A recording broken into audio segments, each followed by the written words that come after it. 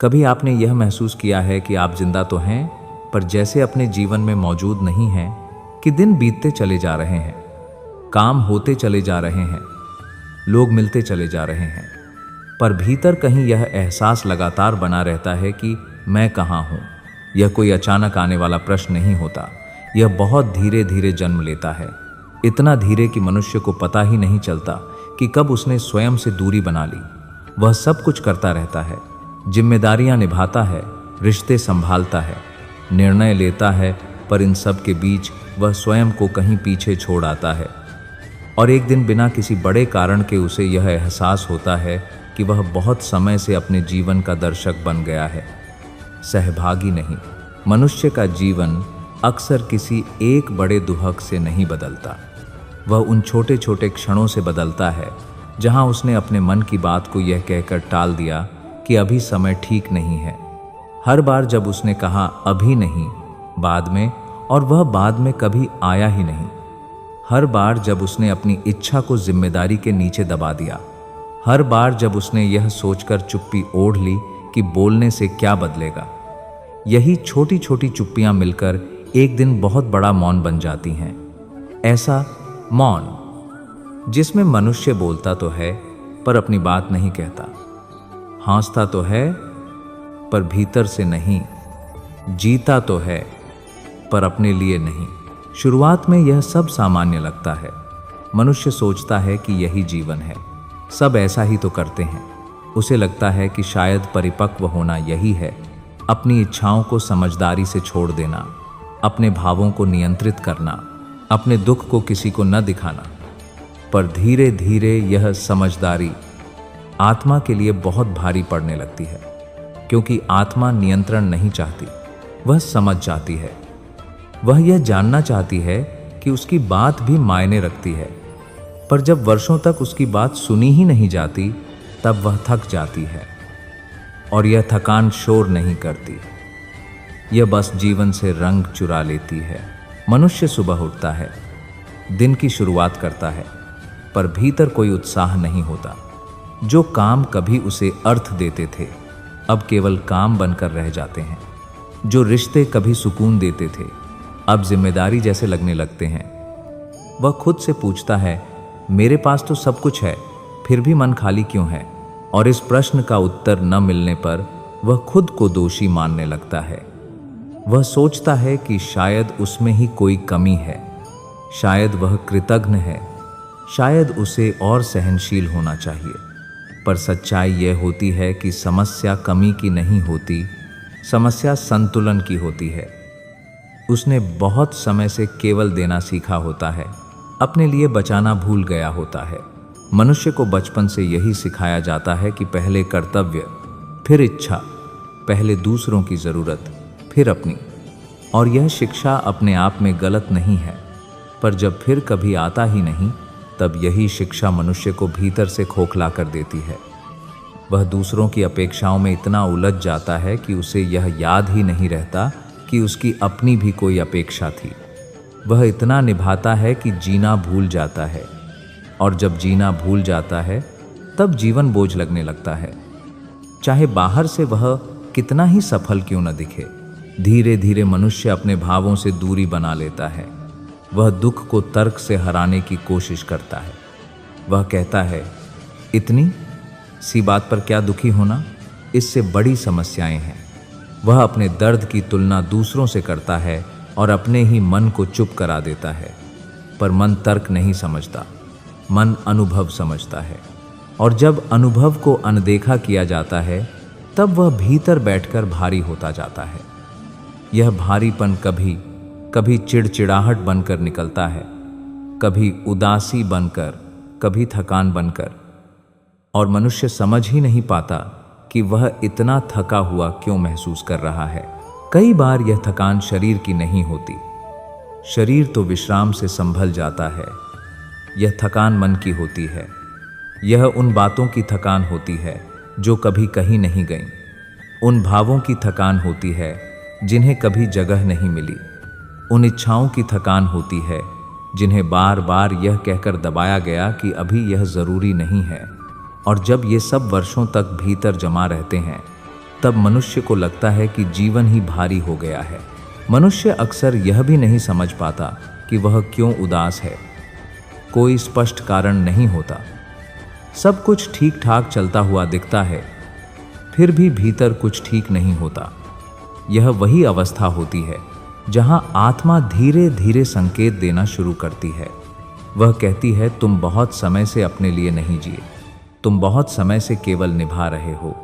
पर मनुष्य इन संकेतों को भी अनदेखा कर देता है, क्योंकि उन्हें सुनने का अर्थ होता है कुछ बदलना, और बदलाव उसे डराता है। उसे लगता है कि अगर उसने सच स्वीकार कर लिया तो शायद उसे कुछ रिश्तों में ईमानदार होना पड़ेगा, कुछ सीमाएं बनानी पड़ेंगी, कुछ निर्णय लेने पड़ेंगे जो आसान नहीं होंगे। इसलिए वह उसी जीवन में बना रहता है जो उसे थका रहा है, क्योंकि वह परिचित है। पर परिचित पीड़ा भी पीड़ा ही होती है, बस उसमें डर कम होता है। और मनुष्य अक्सर डर के अभाव को शांति समझ लेता है। वह सोचता है कि अगर सब चल रहा है तो ठीक ही होगा, पर भीतर कहीं कुछ लगातार उसे खाली करता रहता है। वह लोगों के बीच होते हुए भी अकेला महसूस करता है। यह अकेलापन लोगों की कमी से नहीं आता, यह स्वयं से कट जाने से आता है। जब मनुष्य स्वयं की उपस्थिति अपने ही जीवन से हटा देता है, तब दुनिया कितनी भी भरी क्यों न हो, भीतर खालीपन रह जाता है। शास्त्रों में कहा गया है, मन ही बंधन है और मन ही मुक्ति। पर मन तब तक बंधन बना रहता है जब तक उसे दबाया जाता है। मन कोई विरोधी नहीं है, वह केवल यह चाहता है कि उसे सुना जाए। वह यह चाहता है कि मनुष्य अपने ही जीवन में एक पल रुककर यह पूछ सके, मैं कैसा हूँ। पर मनुष्य यह प्रश्न पूछने से डरता है, क्योंकि उसे डर है कि कहीं उत्तर उसे असहज न कर दे, और यही डर उसे स्वयं से दूर रखता है। यह कथा उसी क्षण से शुरू होती है जब मनुष्य पहली बार यह महसूस करता है कि वह अपने ही जीवन में थोड़ा सा खो गया है। यह स्वीकार कोई कमजोरी नहीं है, यह जागरूकता है। यह वह क्षण है जहां से भीतर की यात्रा शुरू होती है। यह कथा किसी महान व्यक्ति की नहीं है, यह कथा हर उस साधारण मनुष्य की है जो हर दिन सब कुछ निभाता है, पर भीतर कहीं यह महसूस करता है कि वह स्वयं से दूर हो गया है। यदि तुम यह सुन रहे हो और तुम्हें लग रहा है कि यह तुम्हारे मन की बात है, तो जान लो तुम अकेले नहीं हो। यह खालीपन कोई दोष नहीं है, यह संकेत है। संकेत कि अब स्वयं को फिर से याद करने का समय आ गया है, क्योंकि जीवन केवल जिम्मेदारी निभाने का नाम नहीं है, जीवन स्वयं के साथ उपस्थित रहने का भी नाम है। और जिस दिन मनुष्य यह उपस्थिति वापस पा लेता है, उसी दिन उसके जीवन में अर्थ धीरे धीरे लौटने लगता है। जब मनुष्य यह स्वीकार कर लेता है कि वह अपने ही जीवन में कहीं पीछे छूट गया है, तब उसके भीतर एक अजीब सी बेचैनी जन्म लेती है। यह बेचैनी किसी शोर की तरह नहीं होती, यह बहुत शांत होती है, पर लगातार बनी रहती है। वह अब हर काम करते हुए यह महसूस करता है कि कुछ अधूरा है। वह वही जीवन जी रहा होता है, वही दिनचर्या, वही लोग, वही जिम्मेदारियां, पर अब उसके भीतर एक सवाल बार बार उठने लगता है कि मैं यह सब क्यों कर रहा हूँ। पहले यह सवाल कभी नहीं आया था, क्योंकि तब उसके पास सोचने का समय नहीं था। वह आदतों में जी रहा था। आदतें मनुष्य को सुरक्षित लगती हैं क्योंकि उनमें निर्णय नहीं लेने पड़ते, पर वही आदतें धीरे धीरे आत्मा को ढक देती हैं। मनुष्य यह समझ ही नहीं पाता कि कब उसने अपने मन की आवाज़ को आदतों के नीचे दबा दिया। मनुष्य स्वयं को भूलता नहीं है, वह धीरे धीरे स्वयं को टालता है। हर बार जब मन कुछ कहता है और वह उसे सुनने के बजाय आगे बढ़ जाता है, हर बार जब वह कहता है कि अभी यह ज़रूरी नहीं है, हर बार जब वह अपने भावों को बाद के लिए छोड़ देता है, वहीं से भूलने की प्रक्रिया शुरू होती है। और यह प्रक्रिया इतनी धीमी होती है कि उसे महसूस नहीं किया जा सकता। वह सोचता है कि वह समझदार हो रहा है, पर वास्तव में वह अपने भीतर से कटता जा रहा होता है, क्योंकि समझदारी और आत्मविस्मृति के बीच की रेखा बहुत पतली होती है। धीरे धीरे मनुष्य को यह एहसास होने लगता है कि उसने अपने जीवन को बहुत व्यवस्थित कर लिया है, पर उसमें स्पर्श नहीं बचा। सब कुछ समय पर होता है, सब कुछ ठीक चलता है, पर कहीं कोई गर्माहट नहीं होती। वह अपने रिश्तों को निभा रहा होता है, पर उनमें पूरी तरह उपस्थित नहीं होता। वह लोगों की बातें सुनता है, पर भीतर कहीं और होता है। क्योंकि जब मनुष्य स्वयं से दूर हो जाता है, तब वह दूसरों के साथ भी पूरा नहीं रह पाता। यह दूरी बाहर से नहीं दिखती, पर भीतर बहुत गहरी होती है।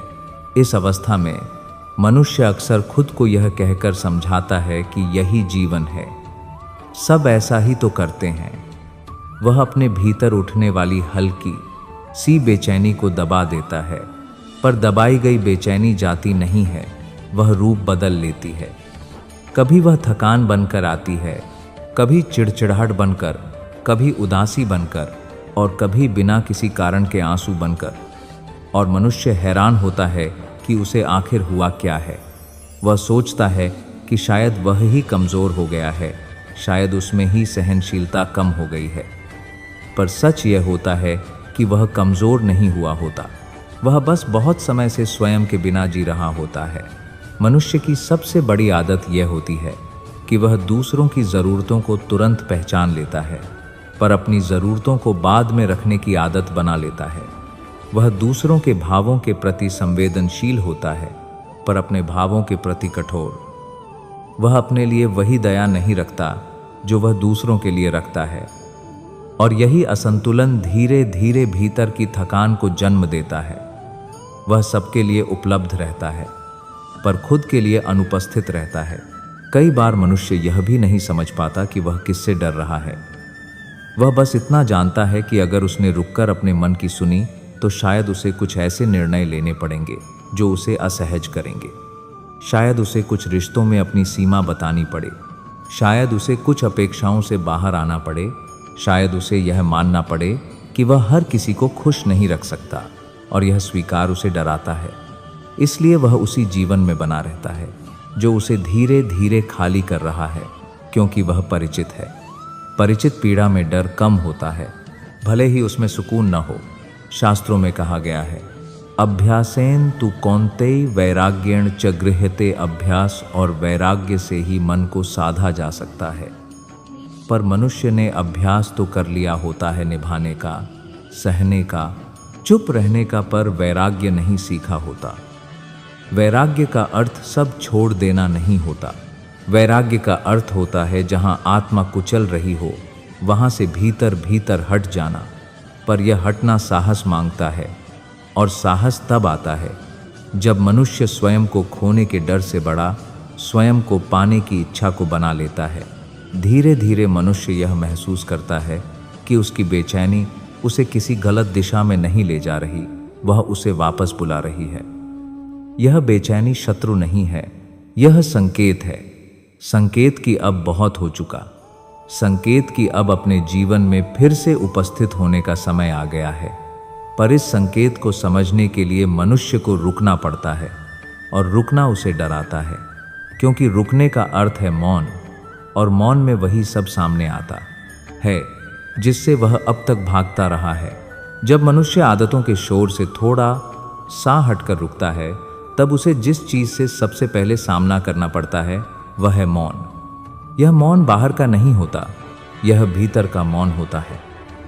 बाहर तो जीवन पहले की तरह चलता रहता है, काम होते रहते हैं, लोग बातें करते रहते हैं, समय अपनी गति से आगे बढ़ता रहता है, पर भीतर अचानक जैसे सब थम जाता है। यह थम जाना मनुष्य को असहज कर देता है, क्योंकि अब उसके पास खुद को व्यस्त रखने का कोई बहाना नहीं बचता। अब उसे अपने ही साथ बैठना पड़ता है, और यह बैठना सबसे कठिन होता है, क्योंकि इस मौन में वह सब सामने आने लगता है जिसे वह वर्षों से आदतों के नीचे दबाए हुए था। शुरुआत में यह मौन बहुत भारी लगता है। मनुष्य को लगता है कि उसे कुछ करना चाहिए, कहीं जाना चाहिए, किसी से बात करनी चाहिए, क्योंकि वह इस खालीपन का आदी नहीं है। यह खालीपन उसे असुरक्षित लगता है। पर जैसे जैसे वह इस मौन में थोड़ा ठहरता है, वैसे वैसे भीतर दबे हुए भाव धीरे धीरे अपना अस्तित्व दिखाने लगते हैं। ये भाव शोर नहीं करते, ये अचानक किसी विस्फोट की तरह नहीं आते। ये बहुत चुपचाप आते हैं, कभी किसी पुराने दृश्य की तरह, कभी किसी अधूरे वाक्य की तरह, कभी किसी ऐसे एहसास की तरह जिसे शब्द नहीं दिए जा सकते। कभी उसे याद आता है कि उसने कब कब अपने मन की बात को छोटा समझकर छोड़ दिया था। कभी यह याद आता है कि उसने किन क्षणों में अपनी इच्छा को यह कहकर दबा दिया कि अभी जिम्मेदारी ज्यादा है। कभी यह स्मृति उभर आती है कि उसने कितनी बार चुप रहना चुना, सिर्फ इसलिए कि टकराव न हो। ये स्मृतियां किसी आरोप की तरह नहीं आती, पर इनका बोझ बहुत गहरा होता है। मनुष्य उन्हें देखकर घबरा जाता है। उसे लगता है कि वह पीछे जा रहा है, कि वह फिर से उसी दर्द में फंस जाएगा। पर सच यह होता है कि वह पीछे नहीं जा रहा होता, वह पहली बार उस दर्द को सच में देख रहा होता है। मनुष्य अक्सर सोचता है कि समय सब कुछ ठीक कर देता है, पर समय केवल वही ठीक करता है जिसे देखा गया हो। जो भाव अनदेखे रह जाते हैं वे समय के साथ नहीं मिटते, वे भीतर और गहराई से बैठ जाते हैं। और जब मनुष्य मौन में बैठता है तब वही सब बाहर आने लगता है। कभी आंखें बिना किसी स्पष्ट कारण के नम हो जाती हैं, कभी मन अचानक बहुत भारी हो जाता है, कभी दिल में एक अजीब सी कसक उठती है जिसे वह किसी से कह भी नहीं पाता। वह सोचता है कि वह टूट रहा है, पर यह टूटना नहीं होता, यह भीतर जमे हुए भार का पिघलना होता है। इस अवस्था में मनुष्य को यह भी स्पष्ट दिखाई देने लगता है कि उसने अपने भावों को हमेशा नियंत्रित करने की कोशिश की है, पर कभी उन्हें समझने की कोशिश नहीं की। उसने दुख को कमजोरी माना, उदासी को दोष समझा और थकान को असफलता। उसने अपने मन से कहा, ऐसा मत महसूस करो, आगे बढ़ो, मजबूत बनो। पर मन मजबूत बनने से नहीं, समझे जाने से शांत होता है। जब मनुष्य पहली बार अपने भावों को बिना निर्णय के देखने लगता है, तब उसे यह एहसास होता है कि उसका मन कोई शत्रु नहीं है, वह केवल यह चाहता है कि उसे सुना जाए। भारतीय चिंतन में मन को सागर की उपमा दी गई है। सागर में लहरें उठती हैं, गिरती हैं, पर सागर उनसे विचलित नहीं होता। मनुष्य जब अपने भावों को लहरों की तरह देखना सीखता है आते हुए जाते हुए, तब वह उनसे डरना छोड़ देता है। वह यह समझने लगता है कि कोई भी भाव स्थायी नहीं होता। जो आज बहुत भारी है वह कल उतना भारी नहीं रहेगा। पर इसके लिए भावों से लड़ना नहीं होता, उनके साथ बैठना होता है, उन्हें महसूस करना होता है, बिना भागे। धीरे धीरे वही मौन जिससे मनुष्य डरता था, अब उसे थोड़ा थोड़ा सुरक्षित लगने लगता है, क्योंकि इस मौन में उसे कोई भूमिका नहीं निभानी पड़ती। उसे किसी को साबित नहीं करना पड़ता कि वह कैसा है, वह जैसा है वैसा रह सकता है। और यही अनुभव आत्मा को पहली बार थोड़ी राहत देता है। आत्मा को किसी समाधान की नहीं, इस अनुमति की जरूरत होती है कि वह कुछ समय बिना दिखावे के रह सके। इस चरण में मनुष्य यह भी समझने लगता है कि उसे हर प्रश्न का उत्तर तुरंत नहीं चाहिए। पहले वह हर उलझन को जल्दी सुलझाना चाहता था, अब वह प्रश्नों के साथ रहना सीख रहा है। यह रहना कठिन होता है क्योंकि इसमें नियंत्रण नहीं होता, पर यही रहना मन को गहराई देता है, क्योंकि कई उत्तर समय के साथ स्वयं उभरते हैं जब मन शांत होता है। जब मनुष्य मौन में उठती स्मृतियों से भागना छोड़ देता है और उन्हें बिना डर के देखने लगता है, तब उसके भीतर एक बहुत सूक्ष्म लेकिन निर्णायक परिवर्तन शुरू होता है। अब वह उन स्मृतियों को अपराध की तरह नहीं देखता, अब वह उन्हें अनुभव की तरह देखना शुरू करता है। वह यह समझने लगता है कि जिन क्षणों में उसने चुप रहना चुना, जिन अवसरों पर उसने अपने मन की बात को दबाया, जिन परिस्थितियों में उसने स्वयं को पीछे रखा, वे सब उसके जीवन की असफलताएं नहीं थीं, वे उसकी उस समय की सीमाएं थीं। और इस समझ के साथ ही उसके भीतर वर्षों से जमा कठोरता धीरे धीरे ढीली पड़ने लगती है। वह पहली बार स्वयं से यह कह पाता है कि तुमने तब वही किया जो तुम तब कर पाए। और यही वाक्य उसके भीतर एक ऐसी करुणा को जन्म देता है जो अब तक उसने केवल दूसरों के लिए बचाकर रखी थी। मनुष्य का सबसे गहरा संघर्ष यह नहीं होता कि उसने जीवन में क्या खोया, उसका सबसे गहरा संघर्ष यह होता है कि वह स्वयं को उन खोने के लिए कभी क्षमा नहीं कर पाता। वह हर पुराने निर्णय को आज की समझ से तौलता है और स्वयं को दोषी ठहराता रहता है। पर जब वह यह समझने लगता है कि हर निर्णय अपने समय, अपने भय और अपनी परिस्थितियों के साथ जुड़ा होता है, तब उसके भीतर से यह कठोर न्यायाधीश धीरे धीरे हटने लगता है। अब वह स्वयं से कठोर भाषा में बात करना छोड़ देता है। अब वह यह नहीं कहता कि तुम्हें ऐसा नहीं करना चाहिए था। अब वह कहता है, तुम थके हुए थे, तुम अकेले थे, तुम डरे हुए थे। और यही स्वीकार आत्मा को पहली बार सुकून देता है। धीरे धीरे मनुष्य यह भी समझने लगता है कि अतीत को बदला नहीं जा सकता, पर अतीत के साथ अपना संबंध बदला जा सकता है। अतीत तब तक बोझ रहता है जब तक उसे ढोया जाता है। जिस दिन उसे समझ लिया जाता है, उसी दिन वह शिक्षक बन जाता है। अब मनुष्य अतीत को देखकर केवल यह नहीं कहता कि इससे मुझे दुख मिला, वह यह भी कह पाता है कि इससे मैंने बहुत कुछ सीखा। उसने सीखा कि उसकी सीमाएं क्या हैं, उसने सीखा कि वह कितनी दूर तक सह सकता है, और उसने यह भी सीखा कि कहाँ से आगे स्वयं को बचाना आवश्यक है। यही सीख उसे भविष्य के लिए थोड़ा अधिक सजग, थोड़ा अधिक कोमल बना देती है। इस चरण में मनुष्य के भीतर एक नई तरह की कोमलता जन्म लेती है। यह कोमलता उसे कमजोर नहीं बनाती, यह उसे संतुलित बनाती है। अब वह हर थकान को कमजोरी नहीं मानता, अब वह हर रुकने को हार नहीं मानता। वह स्वयं को यह अनुमति देता है कि वह अपूर्ण हो सकता है, कि वह अभी भी सीख रहा है, कि वह कभी कभी भ्रमित भी हो सकता है। और यही अनुमति भीतर की जकड़न को खोलने लगती है। अब उसे हर समय स्वयं को सुधारने की जल्दी नहीं रहती। अब वह स्वयं को समझने की प्रक्रिया को सम्मान देता है। धीरे धीरे मनुष्य यह अनुभव करता है कि उसने वर्षों तक स्वयं के साथ कठोर व्यवहार किया है। उसने अपने लिए वही दया नहीं रखी जो वह दूसरों के लिए रखता था। अब वह यह असंतुलन देख पाता है, और जैसे ही वह इसे देखता है, वह इसे बदलने लगता है। वह स्वयं के साथ थोड़ा नरम होता है। वह अपने मन की बात को तुरंत टालता नहीं। वह यह मानने लगता है कि उसकी भावनाएं भी स्थान की अधिकारी हैं, और यही मान्यता उसके भीतर एक स्थिरता को जन्म देती है। शास्त्रों में कहा गया है कि आत्मा ही आत्मा की मित्र है और आत्मा ही आत्मा की शत्रु। जब तक मनुष्य स्वयं से लड़ता रहता है, तब तक वह कहीं भी शांति नहीं पा सकता। पर जिस दिन वह स्वयं से मित्रता करना सीख लेता है, उसी दिन से उसके भीतर का सबसे बड़ा संघर्ष समाप्त होने लगता है। अब वह अपने भीतर उठते द्वंद्वों से युद्ध नहीं करता। वह उन्हें देखता है, स्वीकार करता है और धीरे धीरे उनसे ऊपर उठने लगता है। बाहर की दुनिया वही रहती है, परिस्थितियां वही रहती हैं, पर मनुष्य का उनसे संबंध बदल जाता है।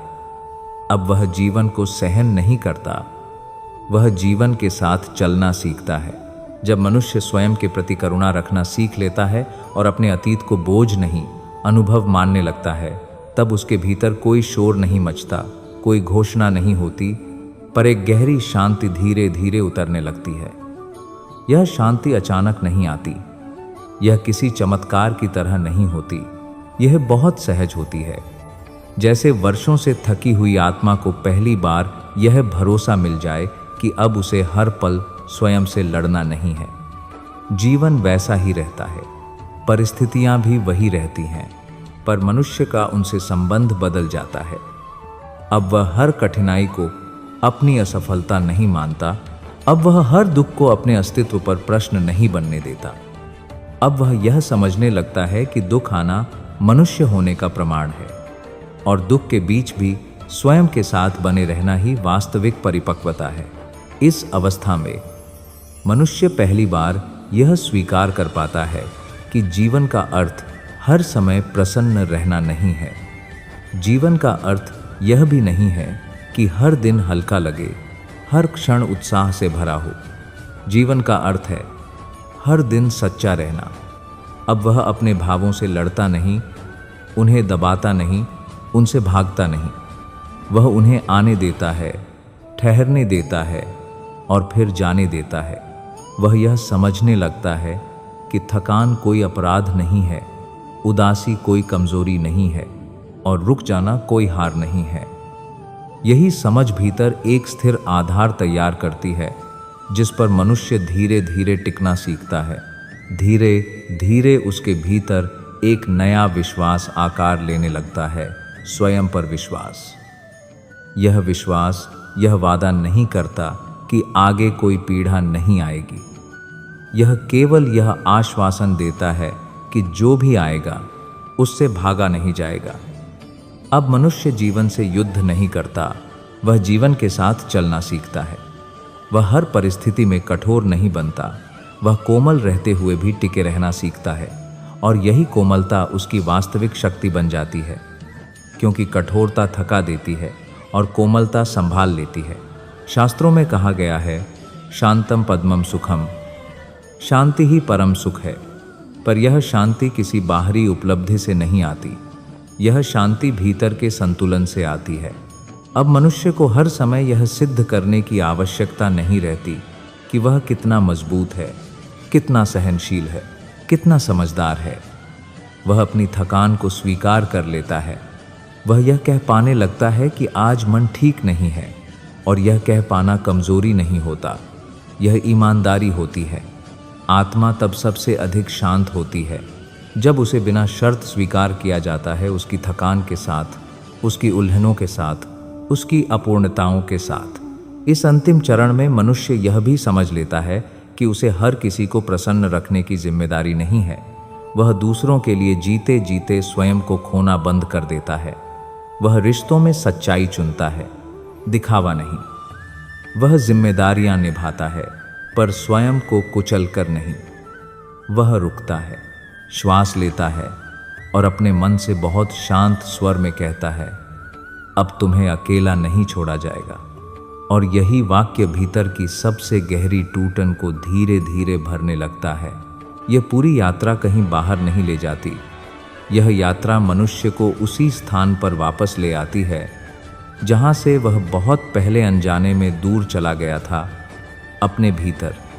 और यह लौटना किसी उपलब्धि जैसा नहीं लगता, यह घर लौटने जैसा लगता है।